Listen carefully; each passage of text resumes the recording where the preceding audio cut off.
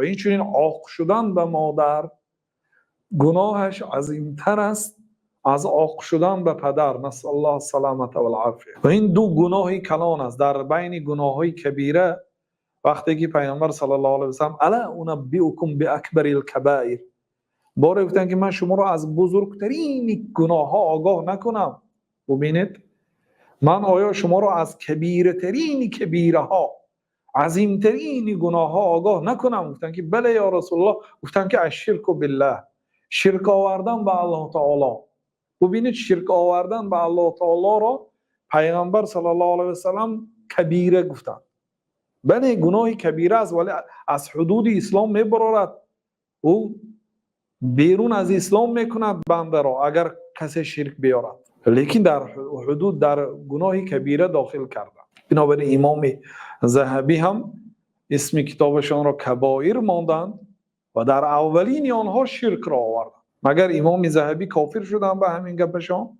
شرک را گناه کبیره گفتن؟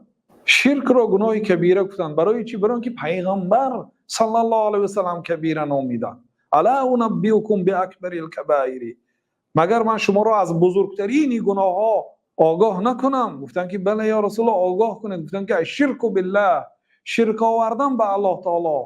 الله تعالی شما را آفریده است، شما دیگر کس عبادت دارید، شما دیگر کس را پرستش دارید، در پیش دیگر کس رکوع میکنید، در پیش دیگر کس سجده میکنید، به نام دیگر کس سوگند یاد میکنید. این از همه عظیمترین گناه است.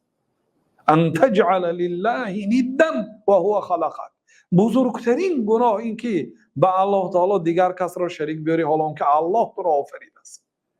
بعد دومینش که حقوق الوالدین، عاق شدن به پدر و مادر گفتن. ببینید در بیان گناه های کبیره عاق شدن به پدر و مادر را همسایه شرک آورد و در امر و در عملهای بهترین به حق الله تعالی و حق پدر و مادر را همسایه ذکر کرده. نماز حق الله تعالی است، محض 100% حق الله تعالی است. نیکی کردن به پدر و مادر این حق مخلوق است و در بین مخلوقات مخصوص ترین خلق، از همه خلقی که به شما علاقه زیچ دارد، این پدر و مادر شما هست. بر الوالدین، نیکی کردن به پدر و مادر.